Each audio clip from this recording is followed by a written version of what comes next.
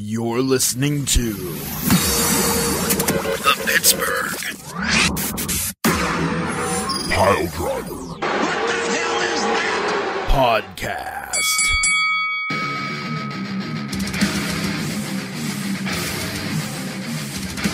So, the day has come, and it's the Pittsburgh Piledriver Podcast Day. It's also the day of the beef, because it's a picks episode, and it's not a normal picks episode. It's a picks episode where we're going to be picking Forbidden Door. And for those of you who aren't in the know, that's AEW and New Japan Pro Wrestling. And why do I say it's a beef episode? Well, it might be a beef and Poot episode. I don't know how much Poot knows about New Japan Pro Wrestling, but Ransom knows absolute diddly squat. So strap in for great explanations from Beef and perhaps Poot as well, but it's going to be spaghetti at the wall for me for picks, because I don't know jack shit about any of these people. I don't. I'm going to shotgun blast this into the air and hope that I can pick at least one or two correct. That's what I'm hoping for. If I can get two correct out of this batch of picks, it's going to be a win for me no matter what. What a disaster this is going to be. In any case, Poot the Bard is here. Tiger Bomb Tom is not. He's going to be phoning his picks in, allegedly. We'll see. I'm sure there's going to be cheats abounding, but don't tell him that I said that. And Tom, don't listen. If Tom, you start listening to this, turn it off, shut it off, because don't do it. Who did I say was here yet so far? Poot? He's here. Tom, he's not here. Me? I'm around. I'm here. That's what I said. Me, I'm here. And if you don't know me, and you should, because, I'm the resident idiot, loud fucking mouth. Shut up, Poot. But for those of you who don't know me, my name is Ransom the Madman. And I, these days, am famous for being the herald of your doom. Are you the herald for Galactus? No, I'm not the herald for your Galactus. I am the herald of your Chooserweight title doom. Let me expound upon that. Anybody that sends in picks, you're all going to die. You're not in the literal sense, of course, but you're going to fail. And why are you going to fail? Well, you're going to fail because you're going up against the world eater of Chooserweight picks. And no, that's not a fat joke. That's a you're not as good as him joke. Who is this person that you're not as good at, you might ask? Good at? You might not. I've had some alcohol, so shut up. But look, bottom line is this. I am the herald for your Chooserweight champion, who is Beef the Legend. And there's just, I encourage everyone to send in their picks. But let me tell you, it's a futile exercise, because you're not going to do it. You're not going to dethrone the titan of our Chooserweight championship. It's just not going to happen. I applaud your efforts. You're all welcome to try. And valiant efforts, I'm sure, will be given by all of us.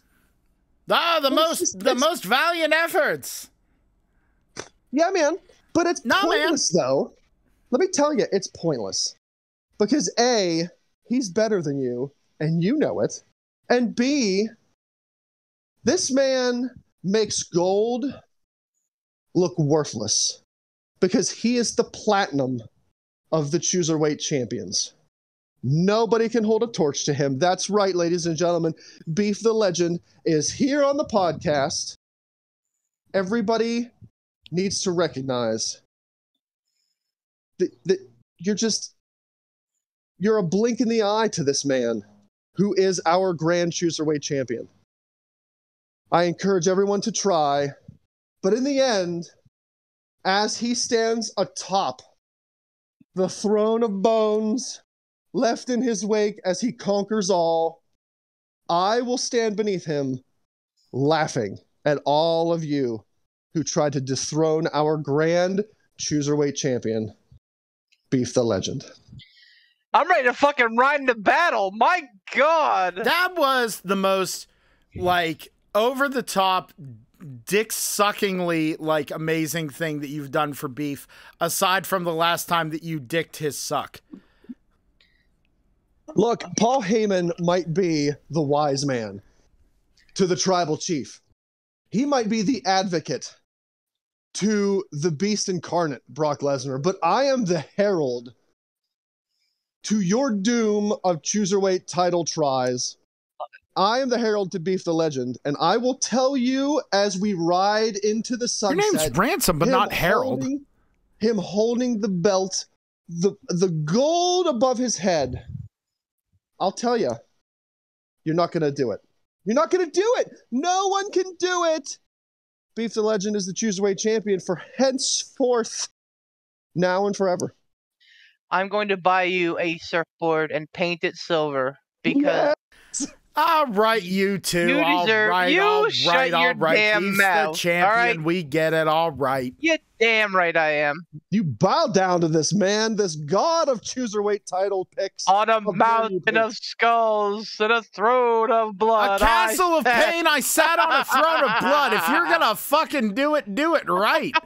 You I knew that would keep mook. Poot up.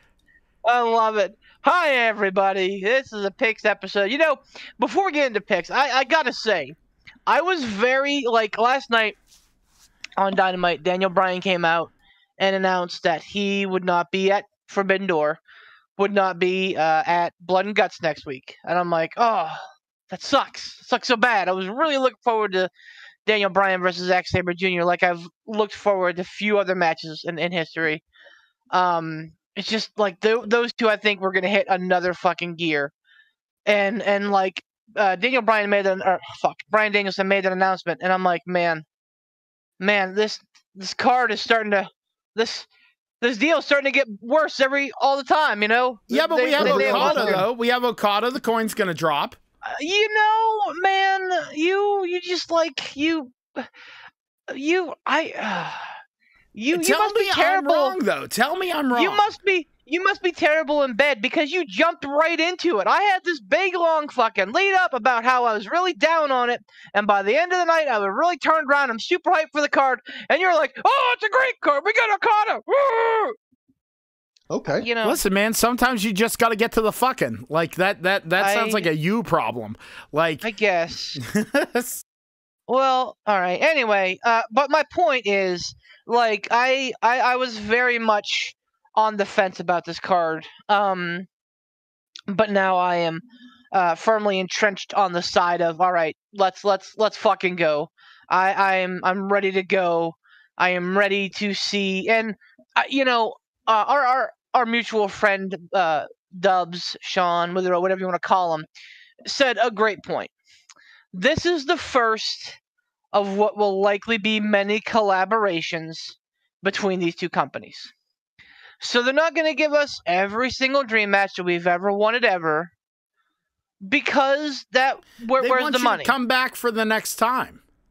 Precisely. Yeah. Not to mention they can't because half their fucking roster is out, but that's a different story altogether. I'm excited for Forbidden Door. I think that it's going to be an amazing wrestling show. I'm a little bummed that it's on a Sunday night before a Monday that everybody has to work. So I'm just going to be sitting here eating my Lay's potato chips. I'm actually going to get Pringles, I think, by myself, with my wife probably, explaining and over-explaining, and then she's going to, you know, saunter off at about 10:30 for sleep. And I'm just going to sit here in my living room watching it. But you know what? I'm still stoked for it. Regardless of the company that I may keep, I'm still stoked for the card. So all that being said, let's go ahead and get some picks out of the way, and then we can Let's fucking fucking go. After. Yeah, picks it up there. But first, Ruffle. The standings. As my wonderful Harold alluded to, I am the champion, and I am on top currently with 20 points, followed by, if you can believe it, Pat with 19 points. Allegedly. He'll choke in the end. Closely followed by the Herald Yes. with 18 points. Yes. And Mrs. Pat, Amber, with 18 points. Oh. Followed by Dave, allegedly, with 16 Allegedly. points. Then Poot and Tom are tied for whatever that would be with 15 points. And Ryuk is bringing up the rear with 13 points. I've still got time. There are no picks from Dos Hermanos Luchas? No picks Not for this DHL. They, What a you know, they get real into AEW picks, but then when it comes to WWE, they're like, eh. And I can't fucking blame them at all. Nope. So there are 10 matches this week. So it could swing wildly one way or the other by midnight on Sunday night. But that's where we stand currently. So here is your card for Forbidden Door. I am going to go through it. Please pay attention. These will also be posted on the Facebook page, as I normally do. And I promise I'll get them out before fucking Saturday morning this time. I promise. The pre-show... How many matches are there, first off?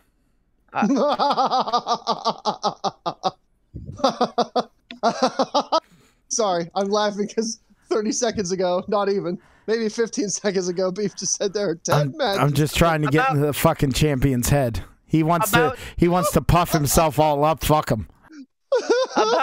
About 10 seconds before I said, hey, everybody, listen to this, I said there are 10 matches. Damn it, Poot. Oh. You know, I don't need this. I have a 3-pound bag of gummy bears. I don't need this right now, okay? I'm going to go eat some gummy bears. 10 matches, Poot. 10. Sounds like a diabetes problem to me, but cool. Go on. It sure fucking does. Sounds like you're getting his head already, Poot. You're getting him flustered, and that's what you want. Frustrated. On the Been pre-show. doing it for fucking years. It's frustrating. On the pre-show, we got Max Caster of the Acclaimed. I'm really starting to dig the Acclaimed, by the way. I'm really hoping they get a big time push once Bowen gets back. Teams with the Gun Club, which is Billy Gunn and his sons Austin and Colton Gunn, versus Uemura. Oh my god, that's easy for me to say. Alex Coughlin, the DKC, and Kevin Knight. That's a combination of the New Japan and the LA Dojo. So basically, the New Japan Young Boys versus the AEW Young Boys and Billy Gunn. That's pre-show. That's an 8-man tag team match. Zack Sabre Jr. will be facing off against TBA. Nice little wild card in there. The Bullet Club, which is going to be featured as El Phantasmo Hikaolu. I can never fucking say his name right. And the Young Bucks, which is Nick and Matt Jackson, versus Dudes with Attitude. I didn't make that name up. Darby Allin, Sting, and Shingo Takagi and Hiromu Tanahashi. No, Takahashi. Tanahashi's in the match. Takahashi's in this match. That's fucking another. Do better, champ. I know, right? Wow. That's another 8-man tag team match. Then we start getting into the meat of the card.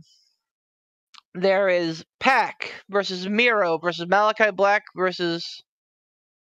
That's not right, is it? Go on. It says Clark Connors, but I'm pretty sure it's Tomohiro Ishii for the. It is absolutely Tomohiro Ishii.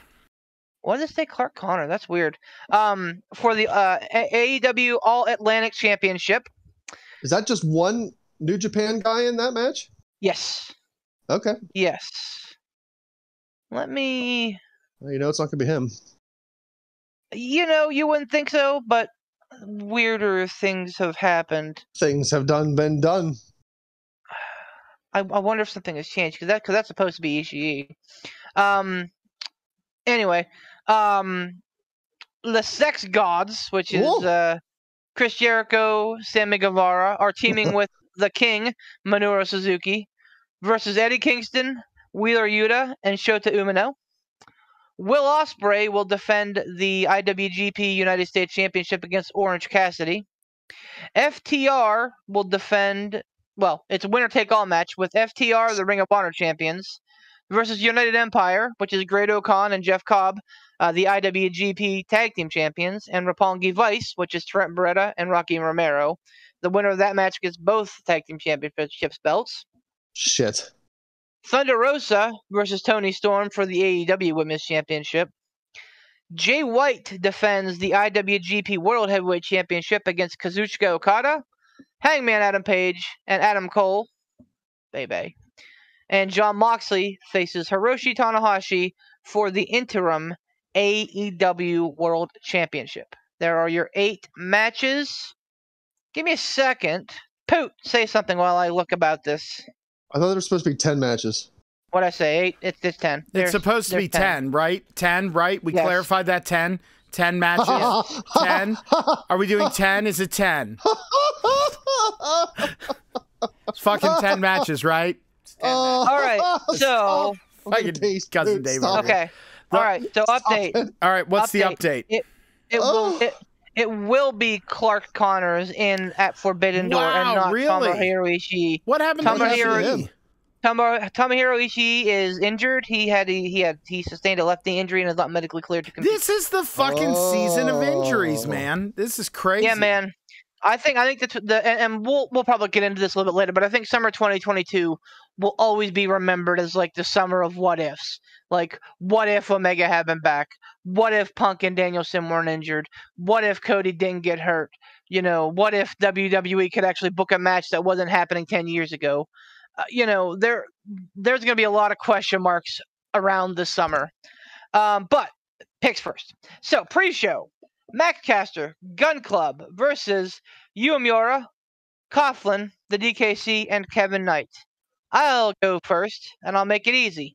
I'm picking the Gun Club and Max Caster because Chicago, the Acclaimed, have arrived. 1 point on that match. Poot, what you got? Oh. I'm hurt. I'm also going to go Max Caster and Gun Club, but I'm going to go 2 points on that one. I think like this is going to be a tough card to pick because it's like you got to find that healthy balance between surprise victories and like O's. You know what I mean? Yep. Plus, you have 2 alpha companies that are trying to compete. It's working together, but it's healthy competition. They're both beta companies, and I love AEW. I love New Japan. Well, in the grand scheme of things, but right, but they're both acting like alpha, so they both want to look like a rose coming out of this. So I understand.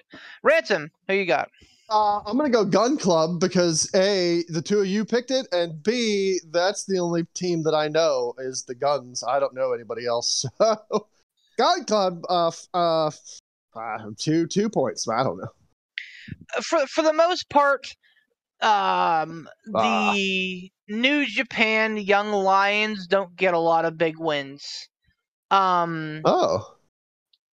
That is kind of just, it's kind of like in WWE back in the 90s when you were jobbing. You did the job a whole bunch of times. Yeah, until someone said, "Oh, hey, this kid's actually good. Let's give him a shot." And then, like, eventually you were a superstar.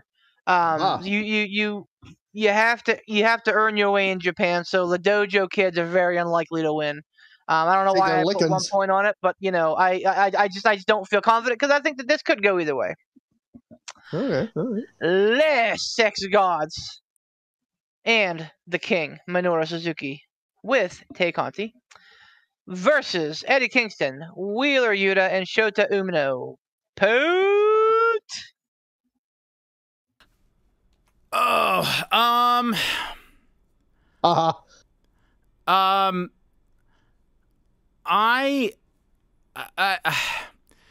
Like, obviously Minoru Suzuki doesn't have a problem losing. Yeah. At all. What team is he on? Like, he doesn't. With Jericho and Sammy. With okay. Jericho and Sammy.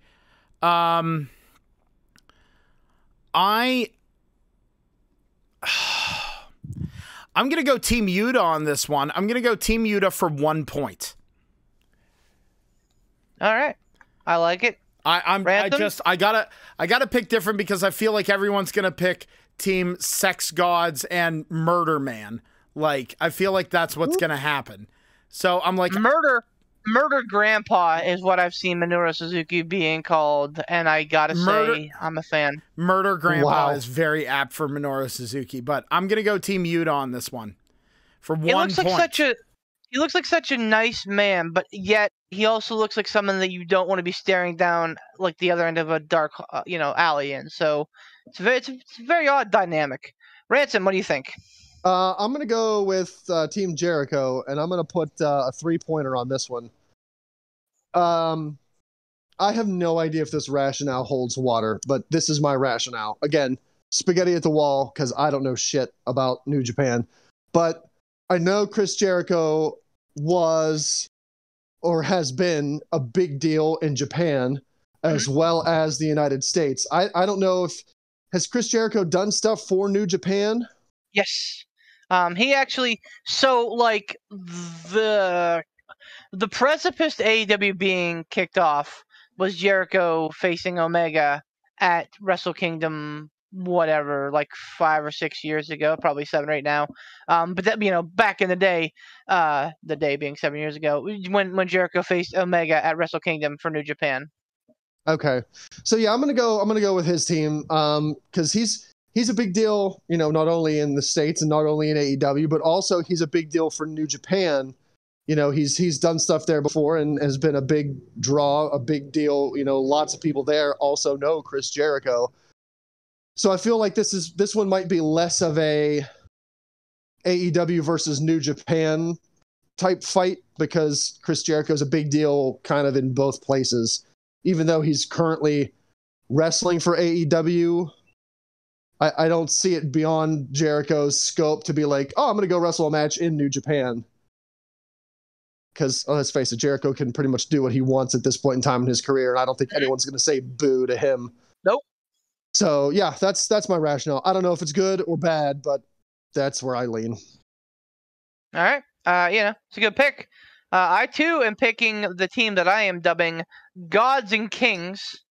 You have Le Champion, you have the Spanish God, and you have the King, Minoru Suzuki. I mean, I can't pick against them, man. They did a really good job of like interweaving the story in this, so that it's not just about New Japan versus AEW. This is about guys of like mindsets. Shota Umino is Red Shoes, the referee, son.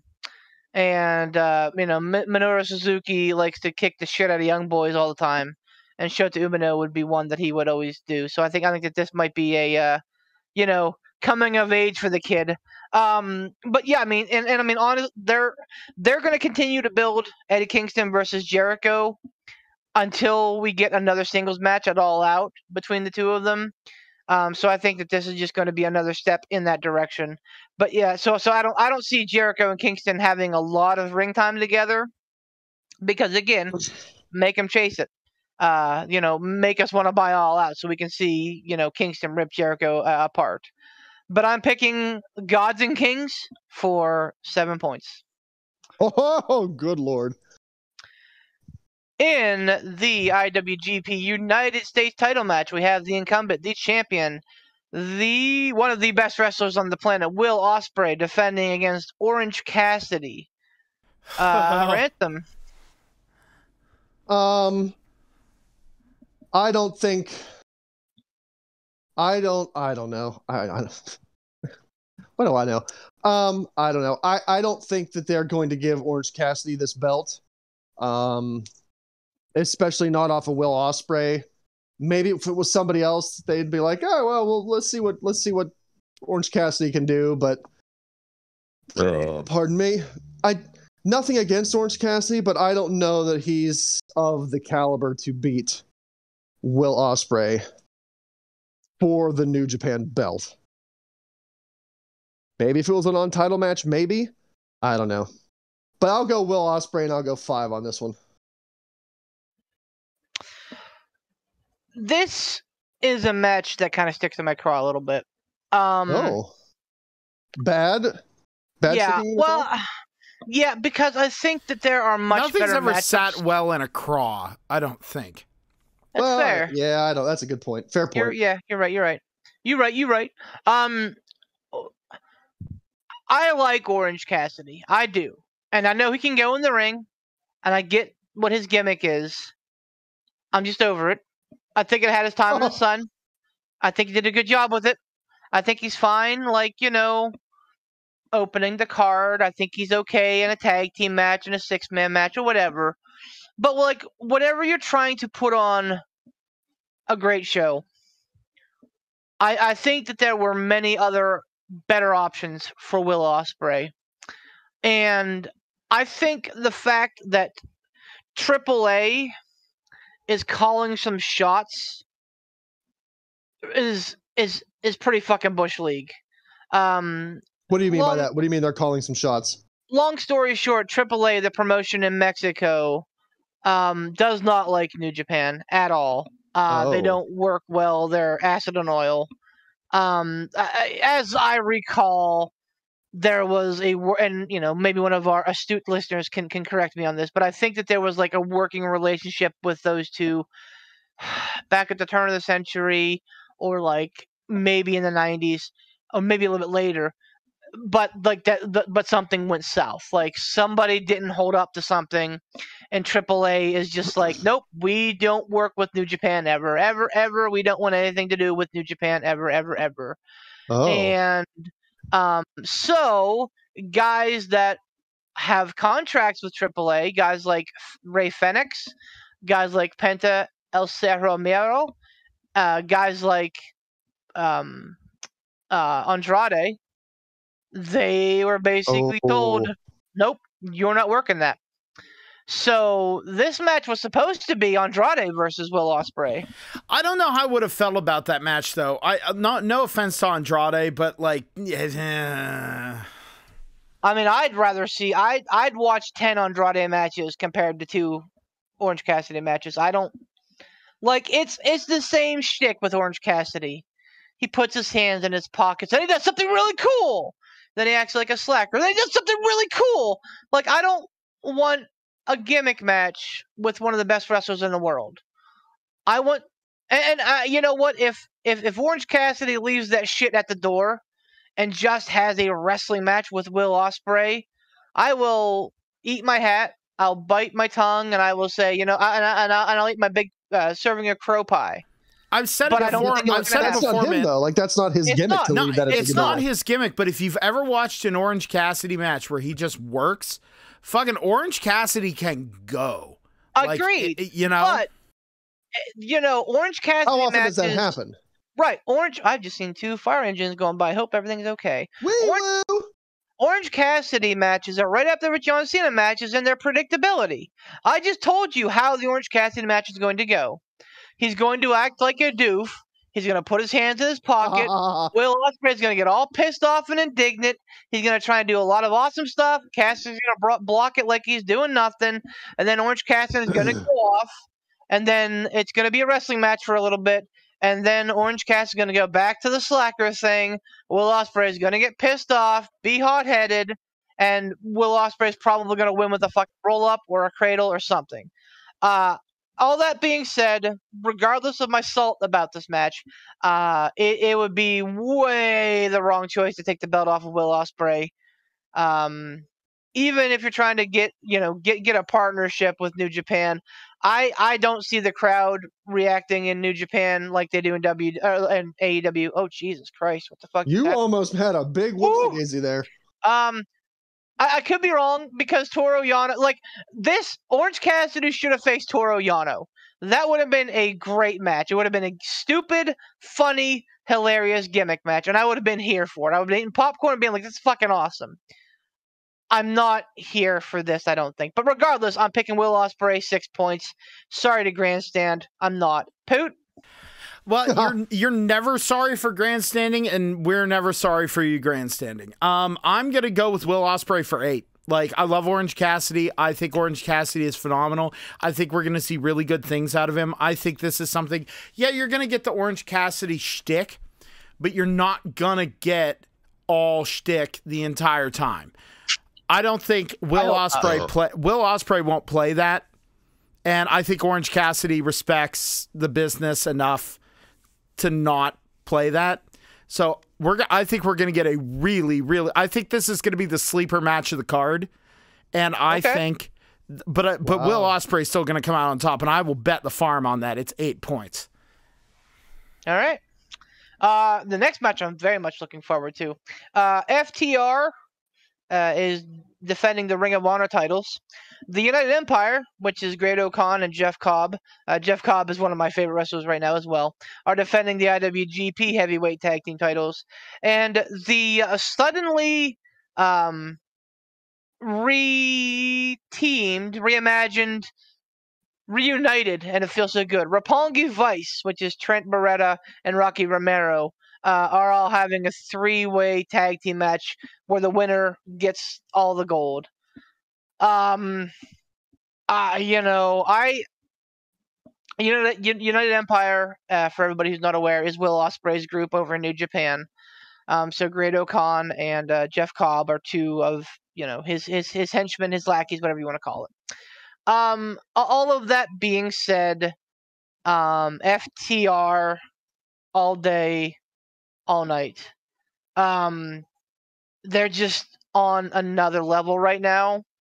And if you give them an excuse to go to Japan and fight some other really tremendous tag teams for the IWGP Heavyweight Tag Team titles, I'm in. And I think that they have that flexibility to do that. So, plus it would add.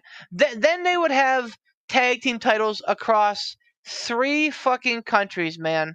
Fucking Mexico, America, and fucking Japan. Then you put FTR versus the Young Bucks in the crosshairs for All Out. That's how you build that shit. Where you have, the best team going right now, which is FTR, the fucking gold hoarders, versus one of the best teams of all time in the Young Bucks, the current champions. Regardless, I'm picking FTR. 8 points here.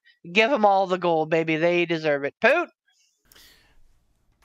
Sing it with me now. Are you ready? Are you ready to sing it with me now? Roppongi. Roppongi. Roppongi Knights.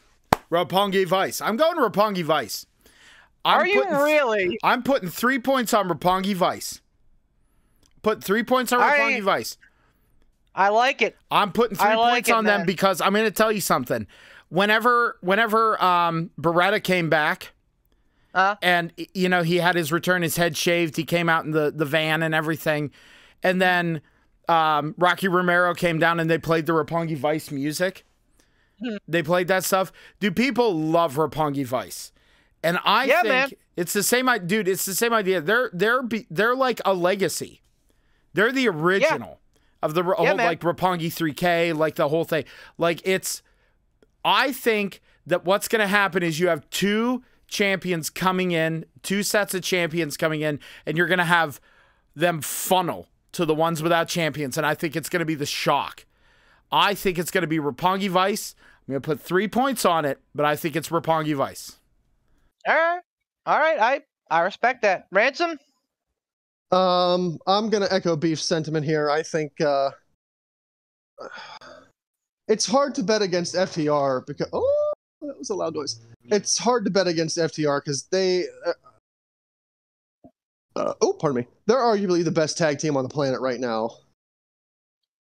And I don't know, to see them with all the gold, I think just goes even further to solidify them as like, hey, look, these guys are the absolute best. And here's the proof. Proof's in the pudding. So I'm going to go with FTR, and I'm going to put a 9er on it. If they win, at what point do we start talking about them being one of the GOAT teams? Like, at what point do we start mentioning them? We should have been talking about FTR as one of the GOAT teams a long time ago. Long time ago. I agree. I don't think they need to win this match to be one of the GOAT teams of all time. Like, I mean, I think it just goes to solidify it. But really, I think you could make a very poignant argument towards them being one of the GOAT teams of all time, the GOAT tag teams of all time right now as they are. I mean, just look at them.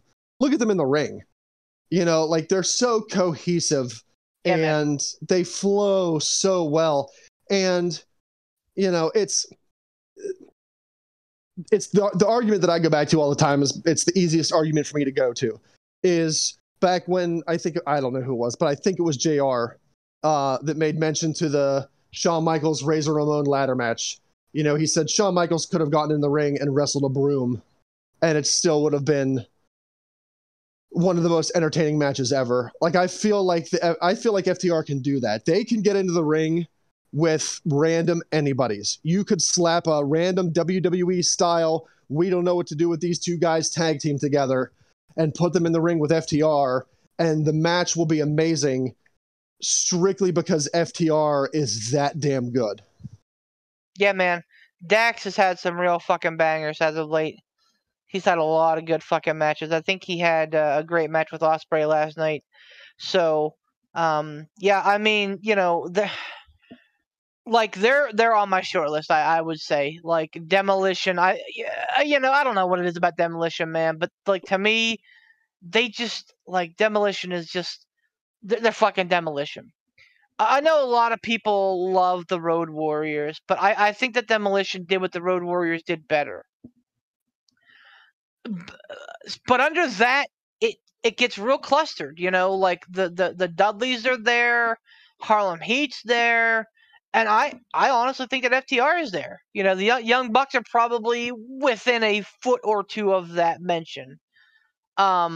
And then I know everybody's crazy about the Hardys, and yes, I love Edge and Christian as much as anybody else. But I mean, if we're being honest with ourselves, well, let's do this. Let's take a quick hiatus on the picks here, and if you could name for me, each of you guys, name for me. Oh boy, here's a. I'm not a very good American citizen. What's Mount Rushmore? Four faces. Yep. So if you could name your Mount Rushmore of tag teams, the top 4, who would you put in there? I'll start. I'll go Demolition for sure. Harlem Heat for sure. Dudley Boys for sure. Yeah.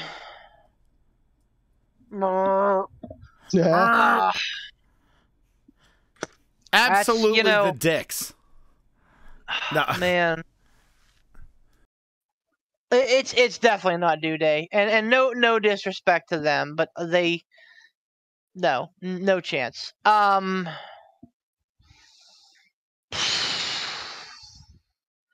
Gun to my head, FTR.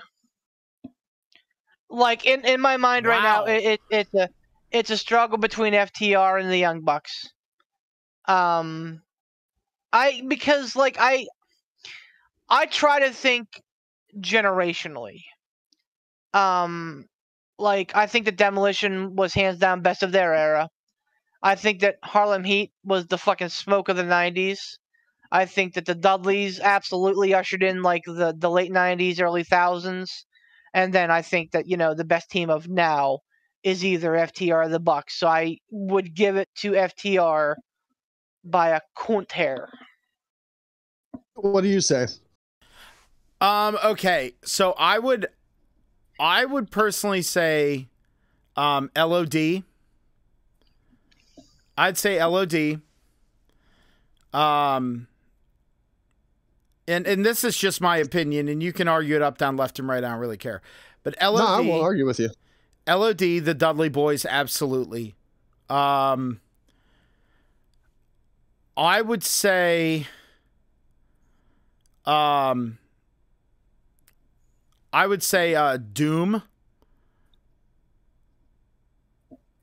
What do I get? What? Who? Four? Doom? 4? Who was Who? Doom. Who were they again? Doom. It was Ron Simmons and oh, son of a bitch.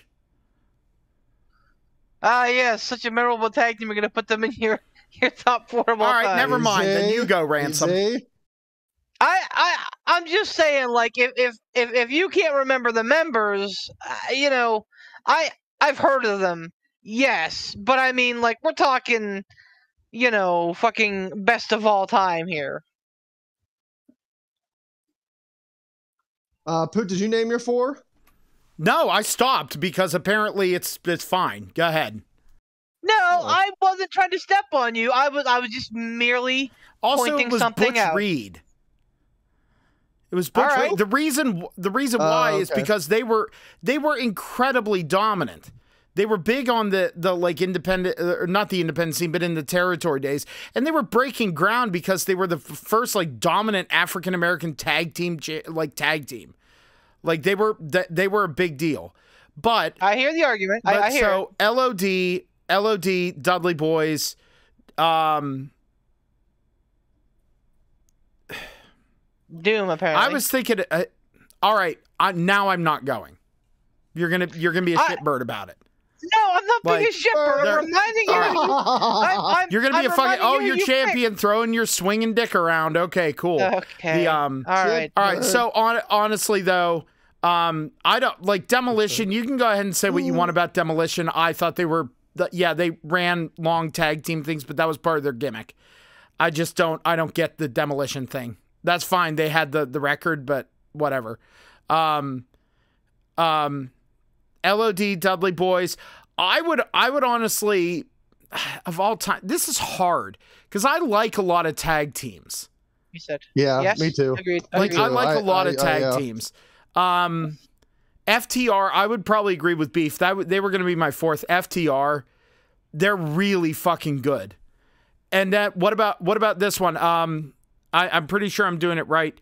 The Brainbusters.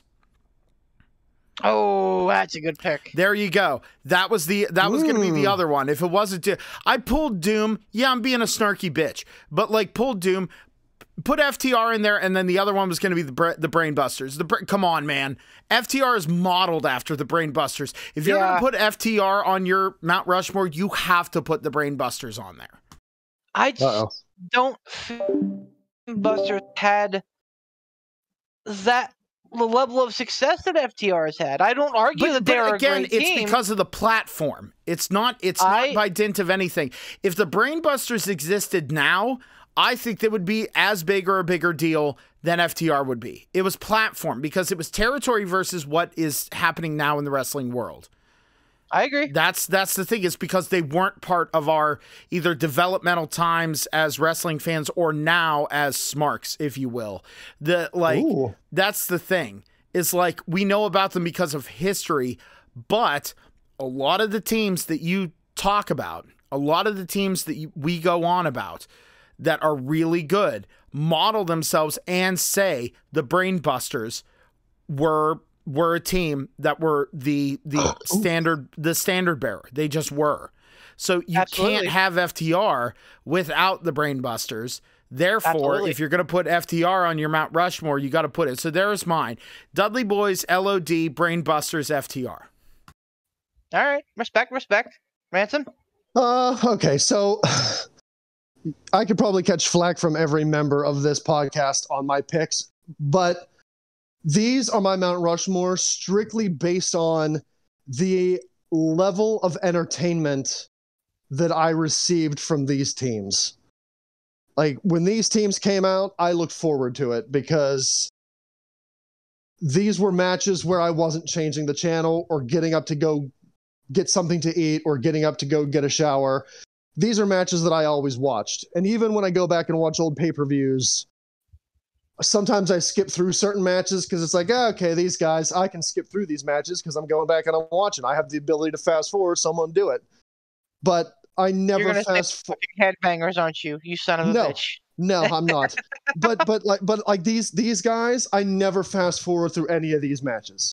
So one would be FTR, of course. 2, Beef, brace yourself. No. I'm gonna say Hart Foundation. Like old school Hart Foundation, Hart and Brett. Yeah, they were fucking close, man. They were fucking close for me as well. Yeah, man, they're right there. Yeah, like as much as I like to shit on Bret Hart, when I go back and I watch those two as a tag team, it's always there. I never fast forward through those matches. They're always good. Here's another one I might catch flack for. The APA. Okay. They weren't the most technical tag team. They weren't. They're probably not ranked among the best, like championship material or whatever.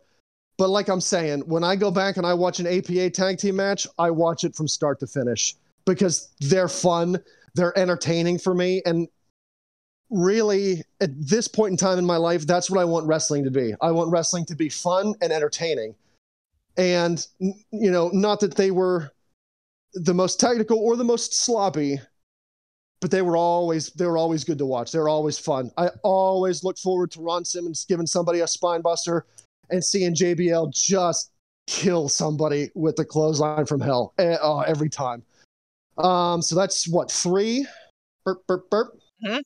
Right? LOD, Heart Foundation. No, LOD.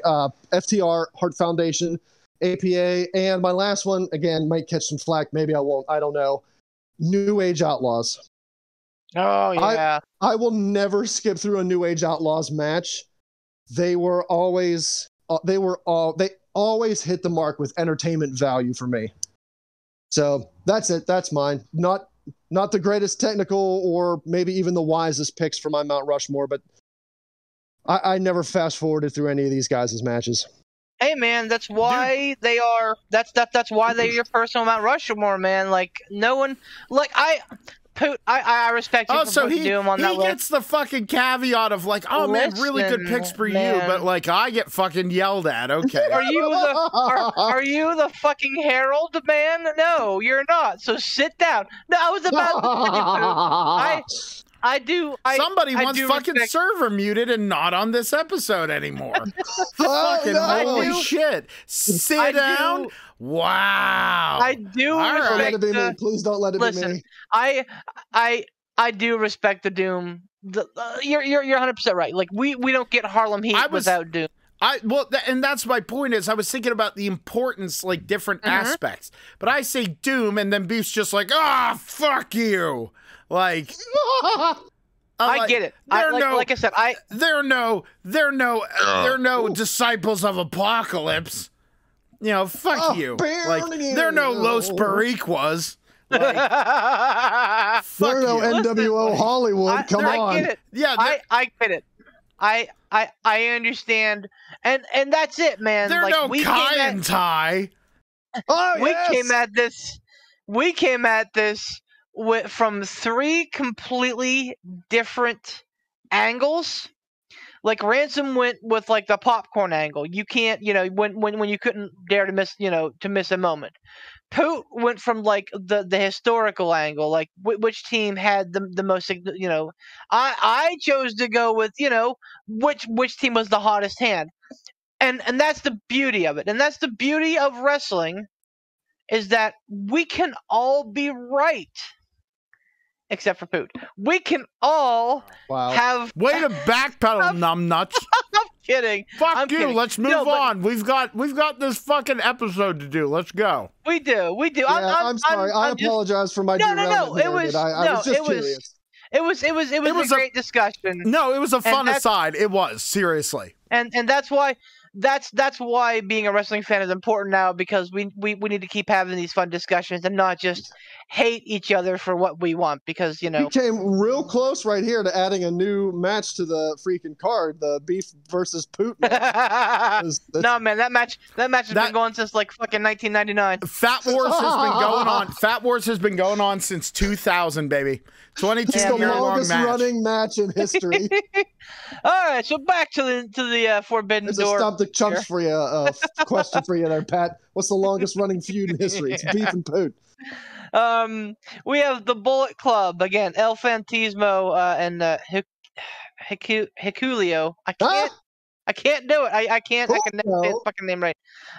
And the Young Bucks versus the Dudes with Attitude. By the way, it's fucking ballsy to call yourself the Dudes with Attitude, because if I'm not mistaken, weren't Shawn Michaels and Diesel like colloquially referred to as 2 dudes with attitude? Yep. No, the old Sting back in, I think it was either Sting WCW or WCCW, they had a group already called Dudes with Attitudes. It was 4 of them, I think. It was Sting and then like 3 other guys. Yeah. Yep. So Look this at is you. like a Throwback. rebirth of it. Yeah, look at you, fucking big brain in this. Good job, Ransom. Come at me, Pat, with the Dudes with Attitudes history. I'll answer your question, you bitch. That's Darby, Sting, Shingo Takagi, and Hiromu Takahashi. Shingo. I am very confused. So I love Shingo. I think Shingo is one of the best parts of New Japan. I don't mind Hiromu. I think he's a great junior. I get real tired of seeing Hiromu win all the fucking time, just like Okada, but I get it. He's great. I am curious where the hell Naito is. I'm curious. He injured? No, not that I'm aware of. Could he not get into the States for some reason? I don't know. I'm curious where the hell Sonata is. He busy tranquiloing somewhere? Oh, Probably. Like, and I mean, maybe. I don't know. I don't know, man. Like, there's a lot of moving parts with this. He is probably the glaring, like, he is the Randy Orton to Okada's John Cena in Japan. Like they have, they've tossed that belt back and forth quite a few times the last decade, and he is like the cool heel to Okada's always over face. So like for Tetsuya Naito not to be involved, and the reason I'm bringing this up, Ransom, is because Shingo and Hiromu are both part of Naito's stable in Japan. Los Ingobernables de Japón. Los Barricos.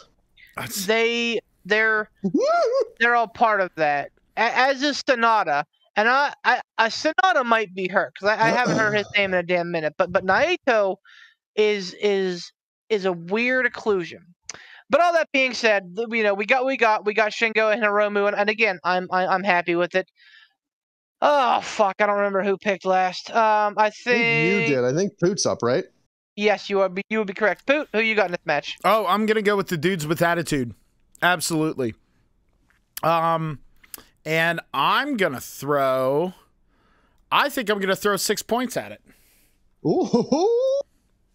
Ransom.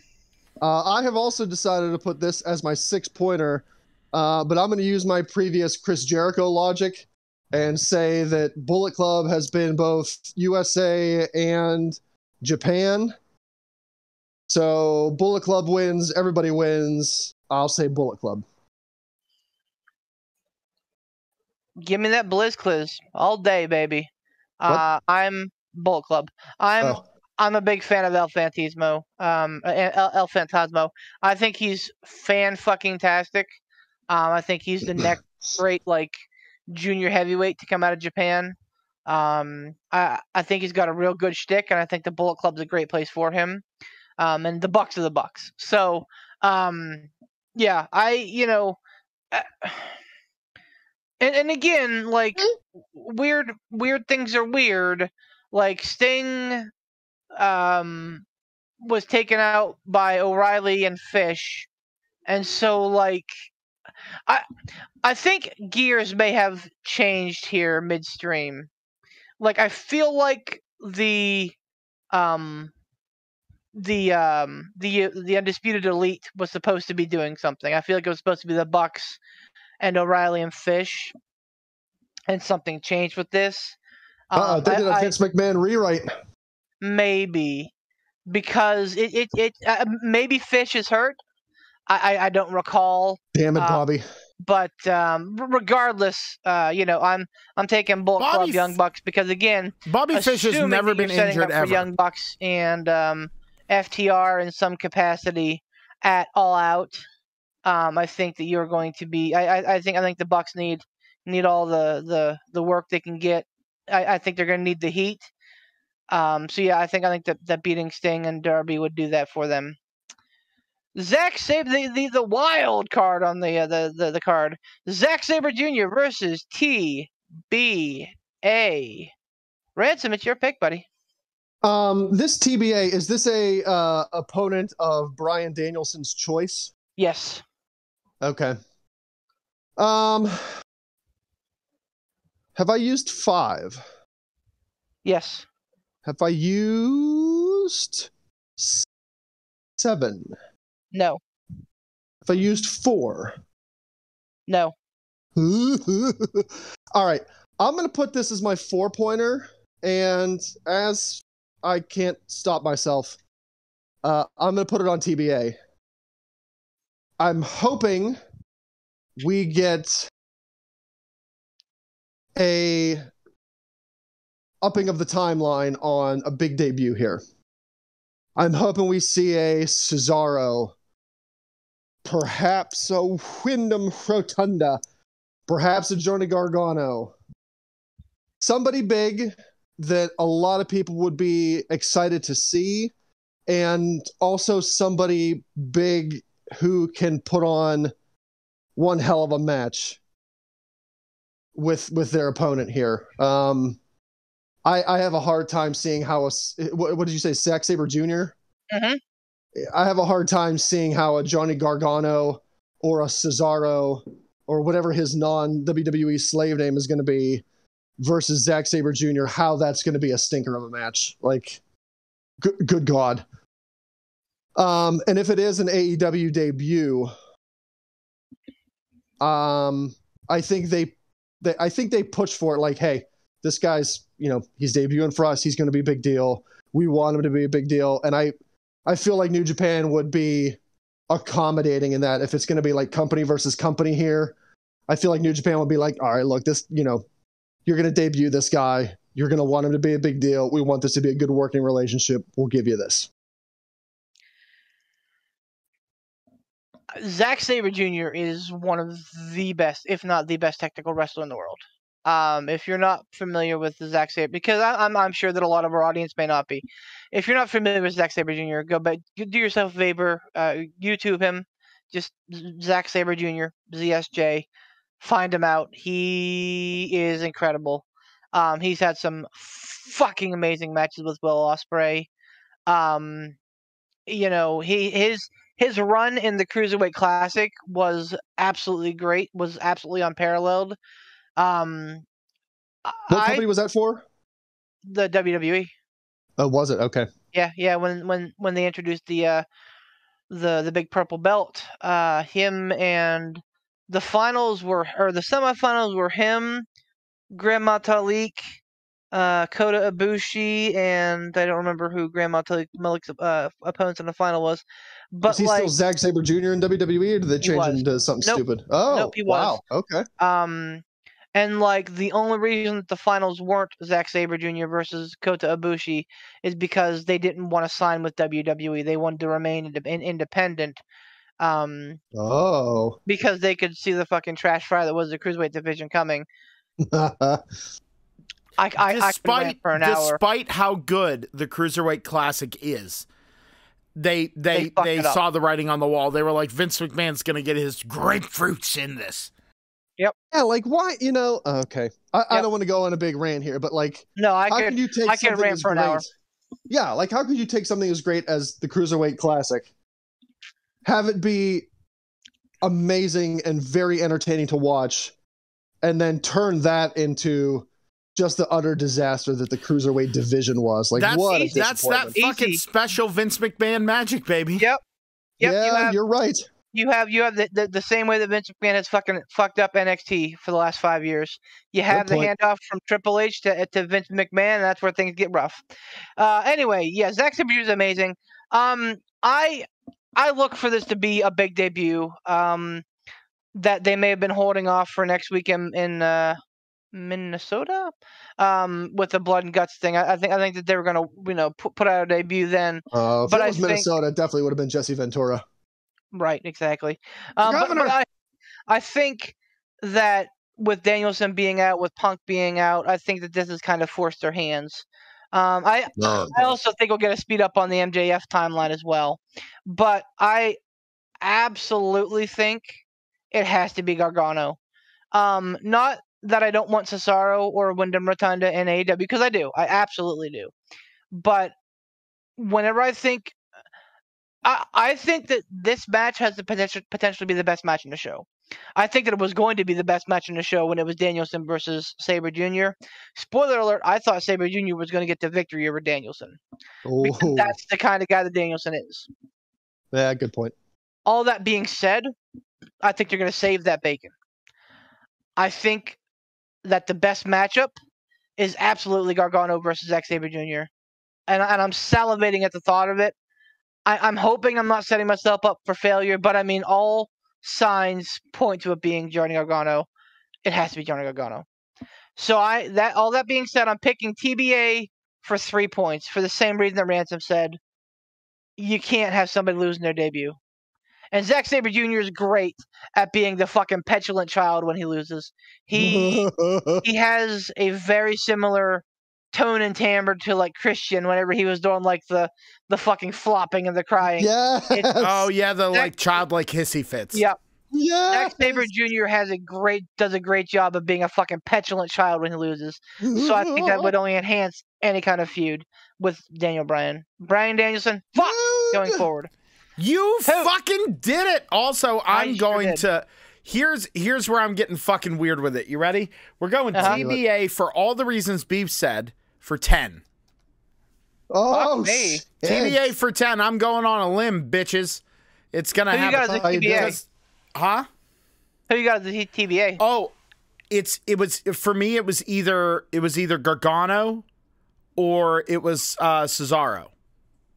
I don't think it's going to be Wyndham Rotunda. If it was Wyndham Rotunda, I'm like, man, I don't want to see Wyndham Rotunda versus Zack Sabre Jr. No offense to Wyndham Rotunda, but like, that would be strangely good. I think. You know what? Both of them being good workers, it would be a good match. But if you put it up against the idea of Zack Sabre Jr. versus Johnny Gargano, it's like comparing fucking filet mignon to a McDouble. Like you just can't. I'm sorry. Like comparing the two, that's what it's like. I'm sorry. Sometimes you just need a good McDouble to ruin your day. Yeah, but fuck yeah, man. Sometimes you do. But like sometimes you just need to poop so bad, so you just throw one of those back. You're like, all right, clean me out. All right, clean it all out. Just whoosh. No, but I'm going TBA for 10. This is my super risky bullshit for the bullshit. Do it. Watch you win the title off of this pick. I appreciate that. I appreciate going hard, man, and that's him do it. That's what happens. All right, so moving on to the AEW title matches here. Thunder Rosa defending against Toni Storm. Thunder Rosa is pretty new with that title. I absolutely am ready for it to be Tony time. Tony time. She's great. I don't want to say that Thunder Rosa's been meh, but she has. Like, her reign's been not great. Oh no, is she Adam Page champion? Not quite to that level. And I mean, it's still in its infancy. You know, she just won it back in March. So, you know, we're talking 3 months. I just, you know, like the whole shitbagging thing with Marina Shafir, like, did it happen? Didn't happen? I don't know. The fact that she's never on TV is not great. Like, that's just not a good look for AEW. But they're like constantly, and again, no problem with Jade Cargill, but they're constantly shoving her down people's throats. Thunder Rosa is great, but unlike Hikaru Shida, who was a believable champion, I just don't buy Thunder Rosa as champion. I think she's a better chaser than a champion. And I kind of had the same feeling with Adam Page. So yeah, I mean it's similar. But that being said, I don't think that anybody in the AEW locker room anyway shares my opinion. I think that Toni Storm absolutely deserves it, but I think that her winning the title would be jumping the line. So, I'm picking Thunder Rosa for 5 points. I'm picking with my head, not my heart. Poot? I'm gonna stick with Thunder Rosa on this one, and I'm gonna go for 7 because I think it would be silly to pull the belt off her this quick. I think it would be a weird decision. Toni Storm has a lot of time. She has a lot of time to simmer and build. I know, Beef, you want to see it be Toni time. Everyone wants to see it be Toni time. We all love them childbearing hips are hers. But easy, cowboy, put it away. The tan hips are so good. Those hips don't lie. Oh, they don't. Good Lord, I just want to see them. Ain't wrong. Yeah, cousin Dave with the truth. The It's speak the truth. Speak the truth on them hips. The Preach. but no, I really think that they're gonna ride the Thunder Rosa wave. I think Thunder Rosa is gonna walk away with the belt here again. It just seems silly to put it on her and then have it be gone. So I'm going 7 Thunder Rosa. Ransom. Beef, do I have a 4-pointer? No, you just used it. Do I have a 3, 2, 1? What do I got? 1 is your lowest. You don't have a 3 or a 2. What's my next one up? 7. 7. Thunder Rosa. 7 points. Too early. Too early to take it off. Agreed. Don't be WWE. For the newly minted AEW All Atlantic Championship, Yeah, baby. it is. I lost the match. There it is. Pac versus Miro versus Malachi Black versus Clark Connors. A lot of hate because they're like, why is there a Japanese flag on the in the All Atlantic title? Listen, man, I don't think it's like you have to live in the Atlantic region to hold the title. I think it's just their way of saying, hey, this is the Intercontinental title without saying this is the Intercontinental title. Sure. But that being said, they probably shouldn't have put the Japanese flag on the belt. I think they did it because they knew Forbidden Door was coming up, and they're like, I think it was also just because they're like, hey, this will look neat. yeah, maybe, but I mean, it's like, I like that. So like, I got no problem with someone from New Japan like going for it. I like the fact that they like have people from all over the world competing for it. That's really cool. But like, I don't think there should be a Japanese flag on the title if it's the All Atlantic title. Anyway, Miro, Pac, Malachi Black, Clark Connors. I am going to defer to Poot because it's his turn to pick. I'm going to go with Malachi Black for 4. I think the only reason of the 4, honestly, I think my gut told me Pac, or like my gut told me Pac, and then I went, well, yeah, but. And then I thought, well, Miro's returning. This would be a strong return for Miro, and he was God's champion. But I really, really think putting gold on the House of Black would keep pushing them further, especially having the leader of the House of Black have gold. I think it would just lend more credence to them. It would give them another vehicle to kind of play around with. It would just give more of an image and an aura to Malachi Black, especially with the role that they're on kind of right now with adding new members and everything like that. Like so it's my lowest point that I have left, but I'm gonna go with 4 on Malachi Black. I just think that the House of Black could use this. Ransom. I don't know why, but I'm going to put 1 point on Miro because I think it's Miro Day. I've heard that Forbidden Door falls on Miro Day. Yes, it does. I almost said Rusev Day. I mean, it's the Redeemer's time, man. Like his fucking promo on Wednesday night where he talked about being the Redeemer and being in the match with a bastard and like a fucking occultist or whatever he called him. Like, I'm like, oh, that's fucking on point. God's favorite champion is going to have his time in the sun once again. Let me hear them trumpets. It's Miro Day for 9 points. Oh, damn. In the co-main event, we have Jay White, the Switchblade, defending his IWGP Heavyweight Championship against the Rainmaker, Kazuchika Okada, Hangman Adam Page, and Adam Cole, baby. Ransom, why don't you give us the first pick here? Really, really man. sorry here, Beef. What points do I have left? You have 8 and 10. All right, I'm gonna say 8 points on. I'm gonna say Okada. I almost went Okada myself. And it could well end up being Okada. They always talk about how fatal four-way matches don't favor the champion. I think that this one will.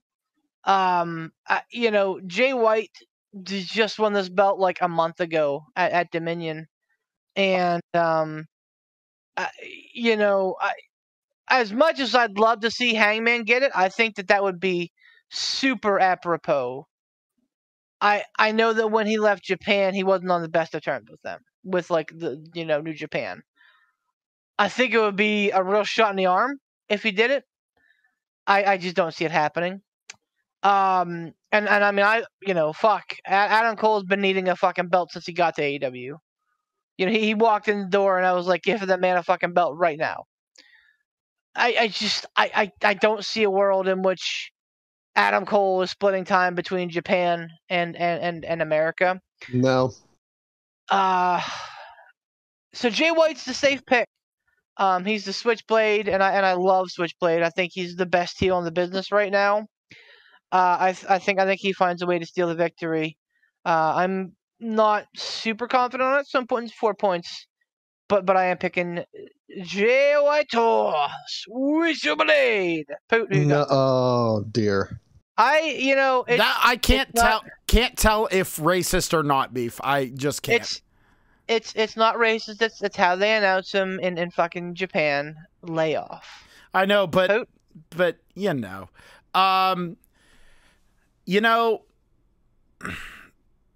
Jay White had recently won that belt, right? Yeah, man. Dominion like less than a month ago. I was going to say it was Dominion. I understand that, like, no offense to Hangman and Adam Cole, but I think we could safely say that they're just not. It would be amazing if one of them won it, especially Adam Cole.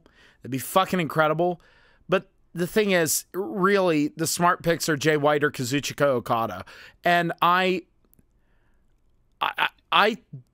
don't think that would help anyone to pull the belt off of Jay White yet. So I'm going Switchblade.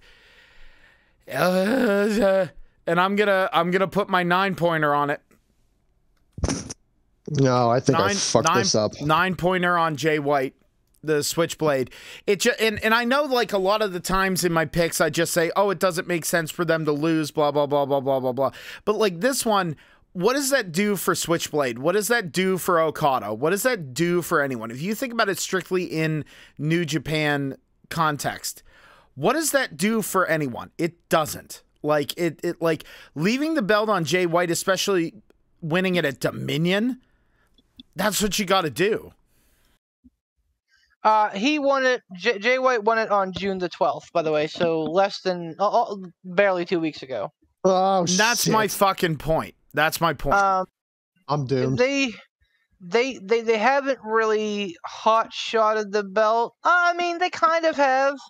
Coda. Well, I guess Coda vacated the IWGP title, I believe, and then Ospreay won it, and then V vacated it, and then but yeah, I mean they've steered clear. They've steered clear of really hot shotting the title around. Even the old, because it's weird that this IWGP championship doesn't share the same lineage as the old IWGP championship because it's a new looking belt. It's fucked up, and I don't like that at all. But it is what it is. I could see it easily going back to Okada. And him being the first ever 2-time IWGP champion, even though he's already been like a 7-time IWGP. It's weird. It's fucking weird. So don't count yourself out, Ransom. And honestly, it would not shock me to see Hangman win it. I'd be a little shocked to see Adam Cole win it, but I would not be shocked to see Hangman win it. He's got nothing going on in the States right now. Nothing. No storylines. Nothing. The best he's got is like this weird feud that's carried on between him and Adam Cole after, but now he's no longer the champion, so it doesn't really matter. Like that's the best he's got. So like, why the fuck not have him win the belt, go to Japan, defend it over the summer, have him versus Okada at fucking All Out. Like, I don't know. Like I'm talking myself around it a little bit, but at this point, we're definitely not getting the period of time. No, man. No, nah, brah. So yeah, I'm picking Jay White.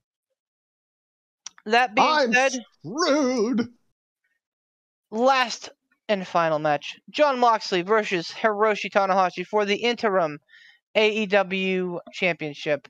I don't know how interim championships work. I don't know if they get to like have their name like as part of the AEW title history. Like I don't know if this will make Moxley the first ever 2-time AEW champion. I don't know how it's going to work. Asterisks next to names. That's all Weird. it would be. Next to championship runs. Maybe. Weird. The whole thing is just fucking bizarre. Ransom, I believe you get to lead us off here. I think I picked the last one first.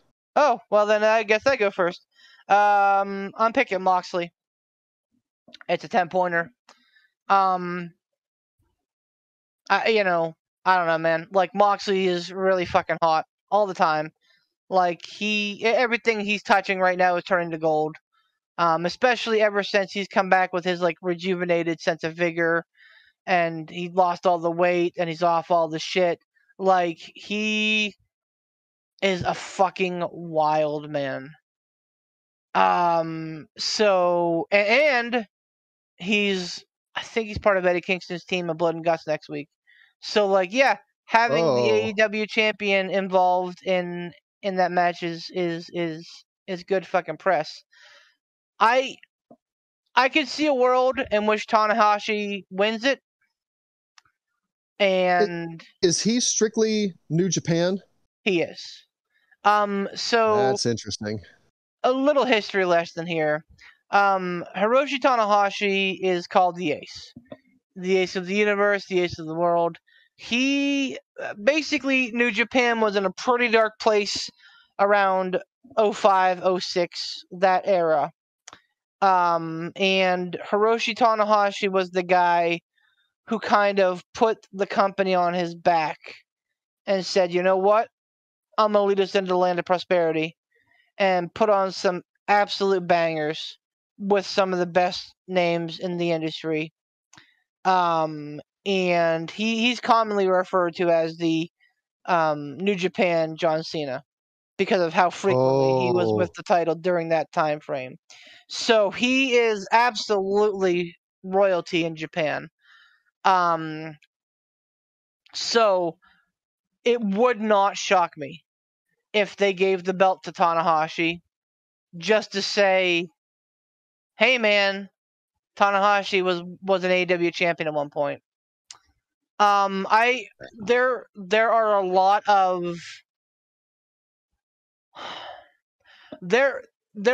of X factors here, because I think it's depends on Punk's injury. If Punk's going to be back by All Out, sure, I bet you they put the belt on Tanahashi, and then it's Punk versus Tanahashi at All Out for the title. Was it supposed to be Punk versus Tanahashi in this match originally? Yes. Okay. Yeah. So and nobody knows. I think Punk said he had to have surgery though. So surgery's never like, okay, 2 weeks and I'm back. But again, All Out is at the end of the summer, so there's a lot of moving parts. Plus, there's the MJF factor. Yeah. It would not surprise me to see MJF get involved in this match. I wouldn't be shocked if we went off the air without a clear idea of who the champion was. Oh shit. And like MJF like storms off with the title or some shit. Like you know, I get Could the this match feeling go to a draw or a double DQ or like a no contest if MJF gets involved? potentially. Oh jeez. I just get the feeling that again, because of the Punk thing. I think that MJF was supposed to eventually get the rub from Punk and get the belt from Punk at All Out. I really think that was the plan. And now they're kind of working on an escalated time frame. Because they can't, especially because they're without Punk and Danielson and Omega. And, you know, there's a big fucking long list of all the AEW talent who's hurt right now. Like, they as much as they want to cling to the MJF story, and as much as they want to try and, like, keep that as feeling as real as possible, I just think that, and especially because their ratings were in the shitter last week, they had like 700,000 for Dynamite, 300,000 for Rampage. Like Ooh. those are on par with NXT. Oh no. So like they can't afford to have this MJF thing, you know, march on much longer. So I think he does get involved. If not Sunday night, definitely next week in the Blood and Guts match. But regardless of all of that, I still believe in my heart of hearts, Jon Moxley will win, and that is my 10-point pick. Poot. Oh, sorry, I fell asleep on that. I'm joking. No, I Beef, you said it all. Joking aside, you said it all. Like, this is the match for Moxley to lose. Like, you know what I mean? You get what I'm saying? Sure. Like, no, like, it has to be Moxley. Again, I hate to say it, it just makes sense. It makes sense for him to be the interim champion. It makes sense to have that because he's going to be good to play off of. And also, you know, yet again, more gold for the Blackpool Combat Club. I'm here for it. I'm absolutely here for it. I'm going to put my 5-pointer on it, man.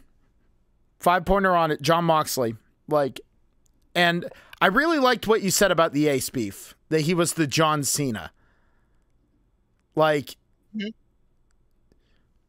it's no secret that I am no fan of Tanahashi. No, I think he's a relic of the bygone era. Yeah, but and he also, how old is Tanahashi? He's not young. That's for sure. I was gonna say he has to be like what, 54-ish? Maybe in his 40s, maybe early 50s, but yeah. I was gonna say late 40s. And I remember the last time that we watched a New Japan thing at your 45. place, and he was wrestling. He could still go, but you could tell there was a lot of that old man stiff. You know what I mean? Mm-hmm. Just that stiff style, that stiff everything. It wouldn't make sense unless, like you said, it was for that kind of just puff of going, oh, there's another feather in the cap of, another feather in the cap of the ace. And that just doesn't make sense to me. So, Moxley for 5. Ransom? This one's tough for me on stupid motorcycles. This one's tough for me on many levels. For all the reasons that Beef mentioned. Oh, geez. Like, are they I understand they're in a hard spot. And yeah, it's an interim championship, but you're still the AEW champion. So this would make Jon Moxley the first ever 2-time AEW champion. And did they plan on that? Like when they were thinking, okay, who is going to be the first ever AEW champion? Because that's kind of a big deal at this point. Were they initially planning on it being Jon Moxley? And then, you know, you've got the what's the guy he's facing? What's his name? Tanahashi. So you have the Tanahashi factor. Like, is he going to be showing up on Dynamites? Is he going to be showing up on Rampages? Or is he going to take that belt and go back to Japan and only show up for like the next pay-per-view event where he would potentially lose the belt? And that would be the fastest. Oh, you're saying Brock Lesnar it. Yeah. Like that's the thing. Like AEW has never had a Brock Lesnar style champion where they've won the belt and they've gone away and they just show up for the next pay-per-view. So there's that factor. Then there's the hot potato factor. Like, sure, I think the ultimate goal is to get it to MJF, but are we going to hot potato it this fast to MJF? And if they do, so let's say Jon Moxley, let's say either one of these guys win the belt, are they going to give it to MJF at all out? And if they do, is MJF just going to be the next interim champion? Because what happens when Punk comes back? Like, isn't this still going to be an interim championship? But no matter who wins it or how many times it changes hands until Punk comes back? I don't know how it works. Just imagine that, though. MJF gets the belt. It's the interim belt. Punk comes back and goes, no, I'm the champion. That just imagine the promos. Just imagine the programs. Just imagine belt for belt. It'll be perfect. It'll be perfect. Yeah, I mean, you're not wrong. You're not wrong there. But like, and then, you know, again, like Beef said, there's the Punk factor. Like, do they have Tanahashi win it?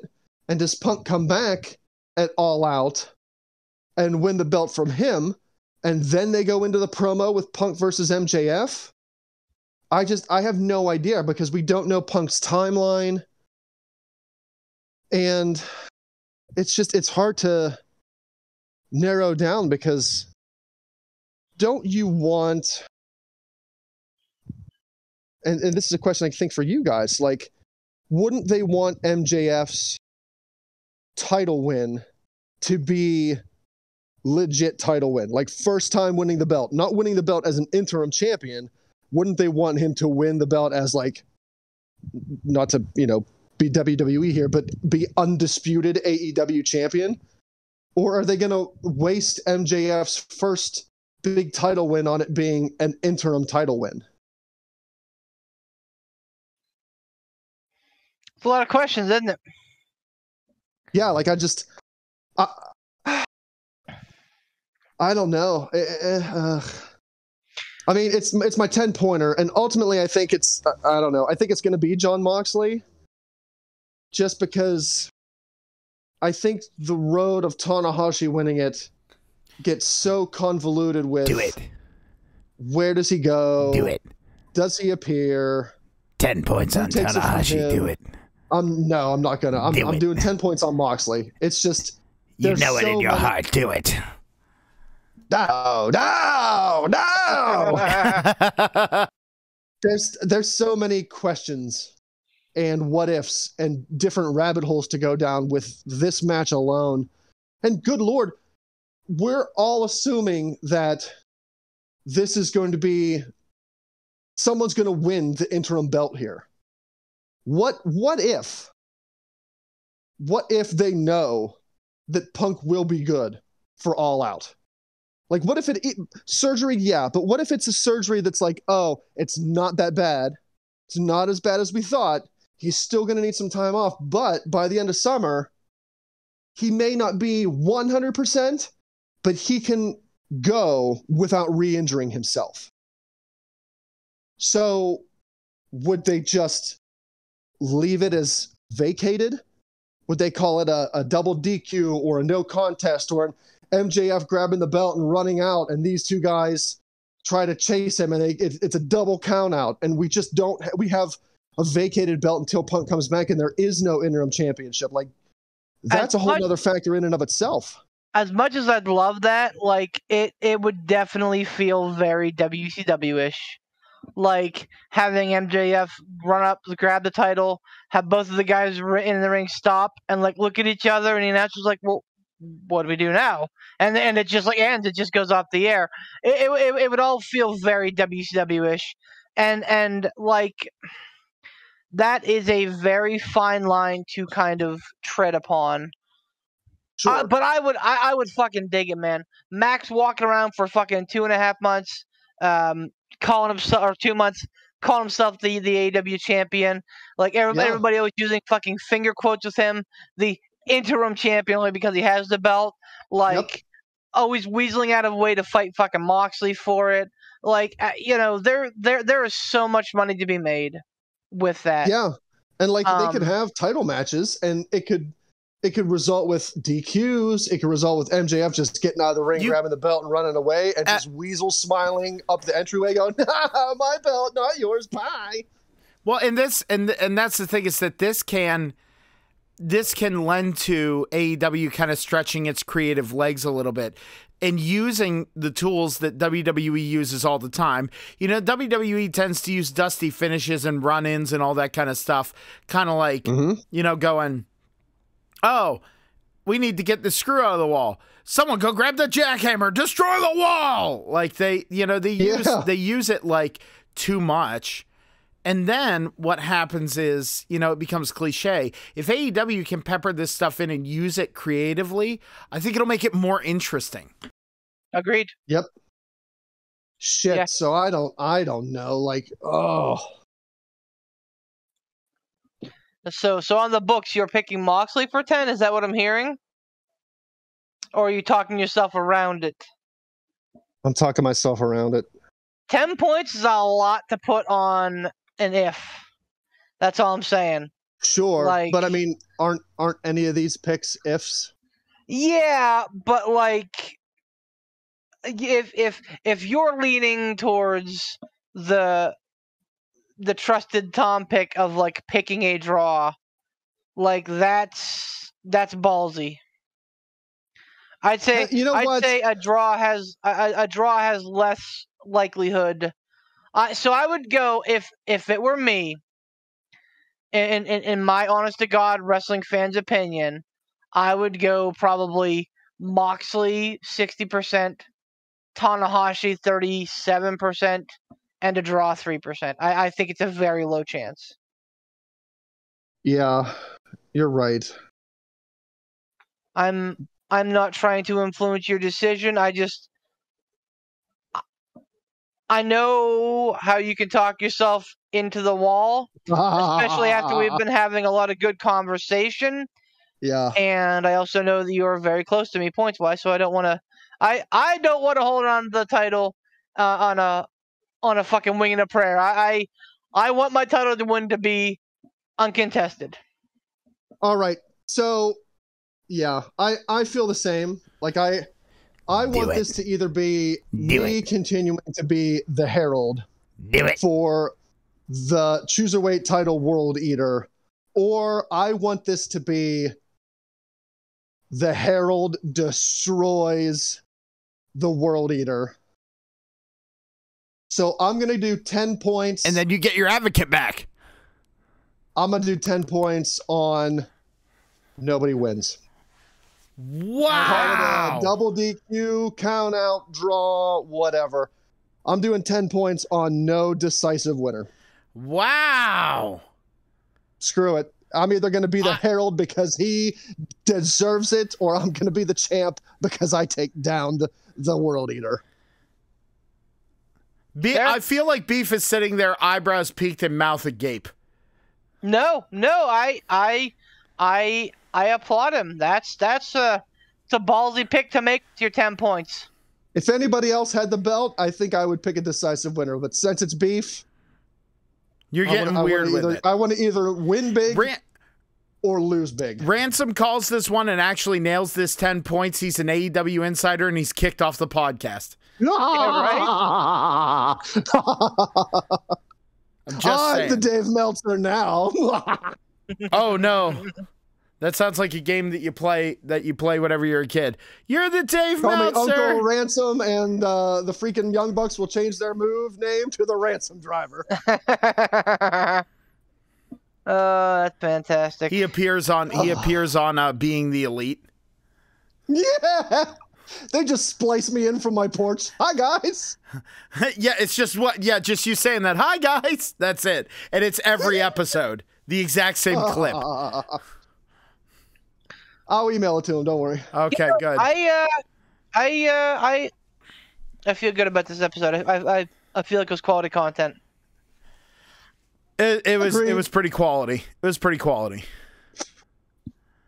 All around. Right. There was a good amount of salt, good amount of sweet, good amount of awesome picks, and a good amount of we're all going to lose and Beef's going to be the champion. Hell yeah. I'm here for it. There are picks. Like them or not, you have already made your picks, I'm sure. So you're going to be hearing this going, oh, man, I really fucked up. Or, oh, man, I've got him now. But either way, enjoy Forbidden Door. Poot! Take that, Ryu Kaya. All right, you ready? Let's wrap this up in a burrito. Ladies and gentlemen, thank you for listening to the Pittsburgh Piledriver Podcast. We really appreciate your time. Get your fucking picks in. Take down the champion, whoever it may be, whether it's the World Eater of Champions. Beef, what do worlds sound like? Chips? Do they sound like gummy bears? What do they sound like? I don't know. But thank you for listening to us. Get your picks in. Find us on Facebook. That's Pittsburgh Piledriver Podcast on Facebook. You can also find us here on YouTube and on anywhere you can get your wonderful podcast. That's on Spotify. That's on iTunes. That's on Google Podcasts. That's anywhere you find quality ones as well. Want to thank our partners and sponsors here. We want to thank our missing Casual Gaming Stab, Mr. Tiger, Uppercut Bomb Tom, and his page, Casual Gaming Dad on Facebook. He streams a lot of awesome Casual Gaming Sad? No, Casual Gaming Dad. No. Go back and listen. I heard it. All right, if I did, I'm sorry, Tom. I love you, and I would never call you Casual Gaming Sad. Okay? I will. Never would do that. I would never do that. I would never call you Casual Gaming Sad. Ever, ever, ever. Ask? New band name, I call it. Casual Gaming Sad. That's our emo band. All right. We want to go ahead and thank Casual Gaming Dad on Facebook. You can find him on Twitch. It's Casual Gaming Dad and Casual Gaming Dad 84 on Twitch, and Casual Gaming Dad on YouTube. We also want to thank Gould Gaming for carrying the Pittsburgh Piledriver Podcast t-shirt. You can go get your own. Go to gouldgaming.com and search for Casual Gaming Dad's store. You can get a lot of really awesome merch from there, and you get your very own Pittsburgh Piledriver Podcast t-shirt. Sons of bitches. And we also want to thank Sean Tischler and his work with professional wrestling on the independent circuit in Pennsylvania. Really appreciate you, Sean. We also want to thank Frigoff Ransom, his very own YouTube channel. Go check it out and laugh a lot. I also want to thank Cousin Dave Entertainment. He's been sitting here dozing on my shoulder like a sweet little teddy bear. He's been doing CDE, it. baby. He's a sweet little boy.